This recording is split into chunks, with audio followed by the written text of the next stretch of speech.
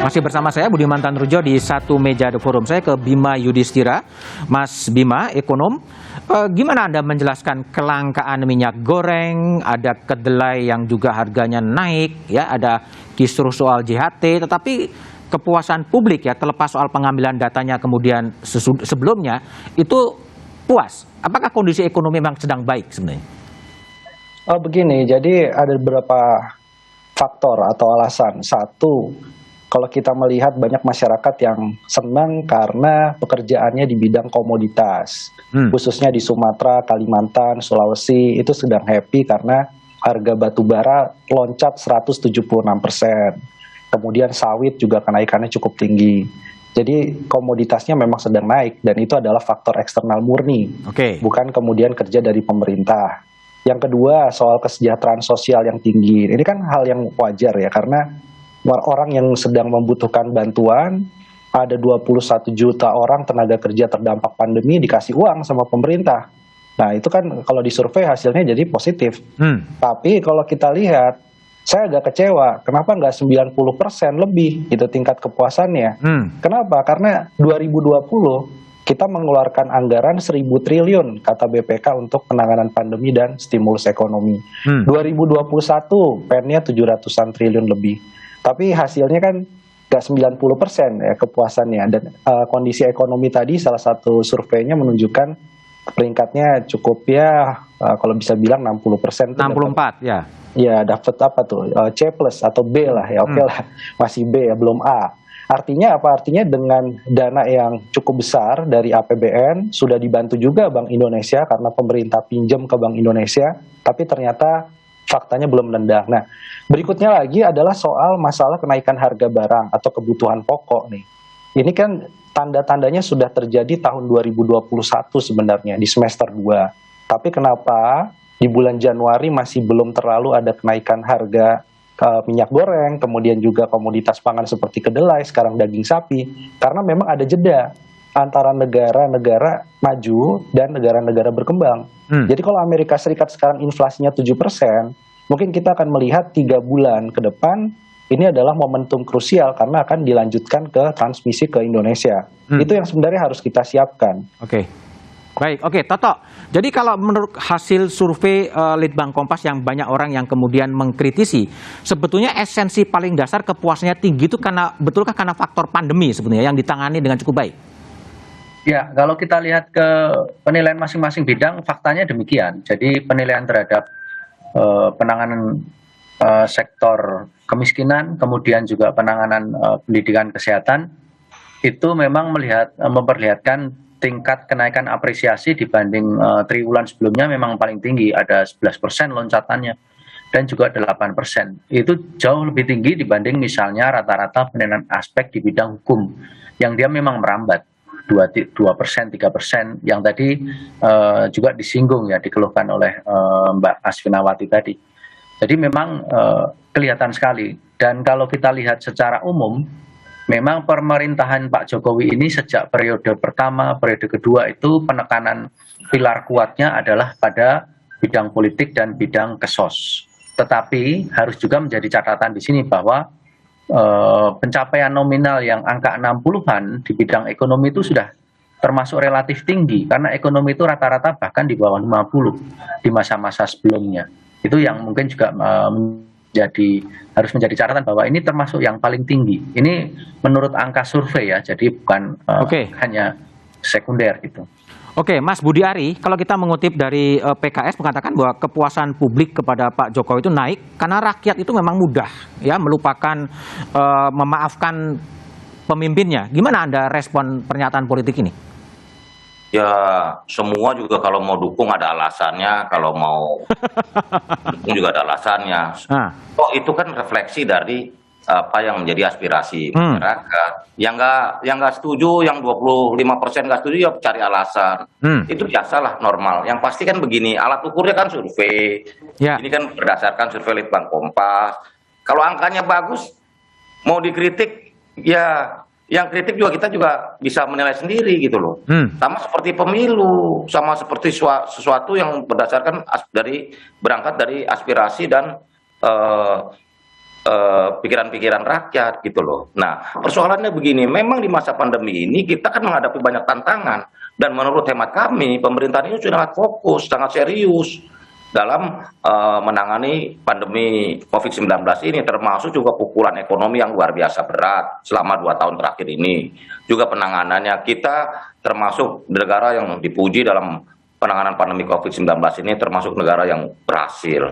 Nah, ekonomi kita sudah menunjukkan tanda-tanda pemulihan, bahkan data terakhir Indonesia sudah termasuk 5 negara, termasuk Amerika, Korea Selatan, dan Cina, dan Indonesia yang recovery ekonominya akan cukup cepat menyamai angka-angka sebelum pandemi. Oke, baik, Mas Budi. Maksud saya memang ada kendala-kendala eksternal, soal komoditas naik, semua naik, kedelai naik karena gagal panen, soya minyak juga sebentar lagi akan meningkat, komoditas akan meningkat, semua pasti akan memberikan tekanan kepada Indonesia. Oke, baik Mas Ari, saya kembali ke Asvin.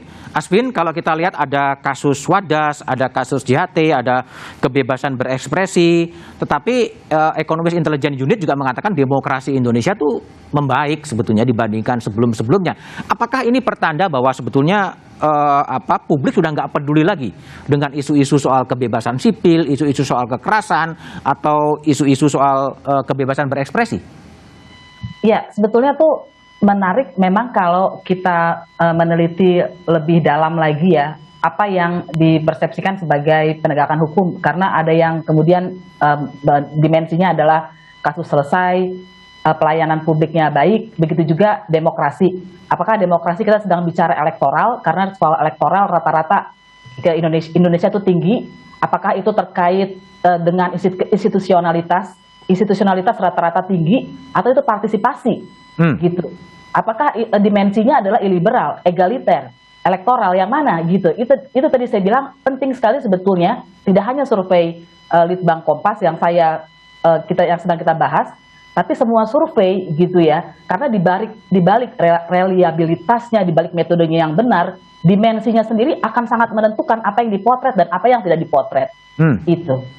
Dan kalau saya melihatnya begini, soal demokrasi Indonesia rata-rata kan selalu tinggi untuk elektoral, untuk institusional iya, untuk kebebasan memilih partai politik iya. Tapi begitu masuk, apakah dia bisa mengintervensi, berpartisipasi dalam keputusan kebijakan publik? Enggak. Datanya tuh mulai turun di situ. Dan persoalan Wadas tadi yang disebutkan, atau soal ibu kota negara, atau nanti apalagi gitu ya, itu kan sebetulnya semua soal partisipasi. Sejauh apa sih rakyat didengar? Meskipun kita bisa memilih secara bebas, kita kan sebetulnya juga hanya bebas memilih yang ditentukan oleh partai politik. Yang lain kan tidak ada. Begitu. Jadi itu juga kebebasan yang semu. Dan saya mau mengingatkan kita, Duterte itu yang sudah nggak ada lagi lah yang berani bilang dia demokratis gitu ya, yang membunuh orang dengan atas nama perang kepada narkoba dan lain-lain, itu extrajudicial killing, itu juga survei kepada dia juga tinggi. Nazi juga menang itu, Nazi juga bisa berkuasa dulu melalui kemenangan demokrasi gitu. Jadi kadang-kadang kita perlu melihat lebih dalam dan perlu sensitif dengan apa yang dialami rakyat, kalau betul hukum tertinggi adalah kepentingan rakyat. Oke, baik Prof. Hendrawan. Jadi gimana Prof. Hendra, apakah betul kemudian isu-isu civil liberties, isu-isu soal demokrasi, isu soal HAM itu udah hanya untuk elit aja, bagi rakyat kebanyakan ya yang penting ekonomi kemudian tercukupi gitu? Ya saya kira data sudah bicara demikian ya, Mas Bud. Tetapi kalau penelitian ini kan sifatnya longitudinal. Yes. Tadi Mas Toto bilang tahun 2015 April Oktober itu angkanya 53-54%. Ya. Sekarang ada kenaikan. Nah kenaikan ini konsisten ya. Tentu masyarakat melihat ternyata kalau stabilitas politik, konsolidasi demokrasi berhasil dengan baik, Asian Games bisa dijalankan lagi setelah 56 tahun Indonesia menjadi tuan rumah. Kemudian MotoGP, ya, presidensi G20. Ini saya menginventarisir ada 12 capaian yang tidak terbayangkan sebelumnya, termasuk penyelenggaraan PON di Papua yang dianggap oleh dunia internasional tidak mungkin. Hal-hal yang tidak mungkin ini ya ternyata bisa dijalankan. Sekarang sebentar lagi Jakarta International Stadium. Ini artinya kita ingin menyongsong dengan baik ya Olimpiade sebagai tuan rumah Olimpiade. Ya kemudian ada kereta bawah tanah, subways, ada kereta cepat. Ini satu paket atribusi ya yang tidak main-main, hanya bisa dijalankan kalau apa? kalau ada konsolidasi demokrasi yang baik. Oke. Karena tanpa demokrasi yang terkonsolidasi, kita hanya gaduh terus. Oke. Energi kita habis untuk gontok-gontokan. Baik, baik, Pak Hendrawan. Bima, jadi gimana Anda respon bahwa ada achievement oleh pemerintah, presidensi G20, lalu kemudian Jakarta International Stadium di Jakarta, lalu kemudian PON itu sebagai keberhasilan dan wajar kalau kemudian ini approval ratingnya cukup tinggi. Gimana Anda respon di bidang ekonomi?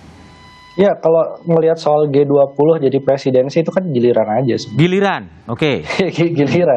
Giliran. Jadi kalau itu disebut sebagai satu keberhasilan, ya kita coba fair. Misalnya begini, kalau dianggap keberhasilan adalah pembangunan infrastruktur, panjangnya jalan tol, ya, sekarang ada kereta cepat meskipun belum selesai. Tapi kan masyarakat akan melihat begini, satu, kalau jadi pengusaha, apalagi pengusaha kecil, tantangan paling besar sekarang ini kan biaya pengiriman, melonjaknya signifikan.